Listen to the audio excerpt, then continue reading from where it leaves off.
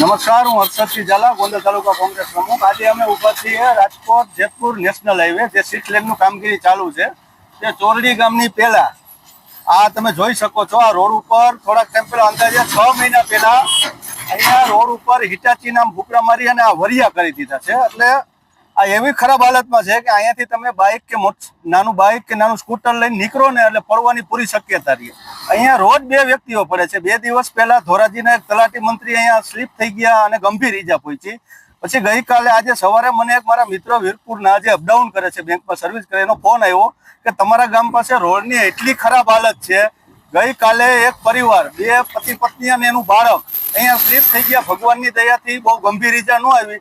દરરોજ 1-2 એક્સિડન્ટ અહીં થાય છે, કારણ કે અહીંથી બાઇક લઈને જવું, સ્કૂટર લઈને જવું એટલે જીવના જોખમે જવા જેવું છે. અને 6 મહિનાથી આ હાલત છે ને આ રોડવાળા કોન્ટ્રાક્ટરોને મેં અંદાજે 5 થી 7 વખત ફોન કરીને કીધું કે તમે જોવો અહીંયા અકસ્માત ઝોન બની ગયો છે, નિર્દોષ લોકો મરે છે, પણ આ નિંભરના પેટના છે ને કંઈ સમજાતું નથી, એને કોઈ અસર જ નથી થતી.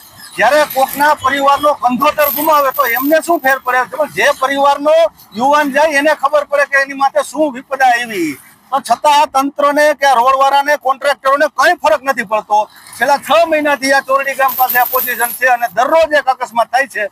અને આ ભાજપના આગેવાનો અહીંથી ફોર્ચ્યુનર ને ઇનોવા લઈને નીકળે એમને ન ખબર પડે, પણ એકવાર એમના પરિવારને બેસાડીને સ્કૂટર ઉપર નીકળે, બાઇક ઉપર નીકળે ત્યારે ખબર પડે કે અહીંયા જીવનું જોખમ કેટલું છે.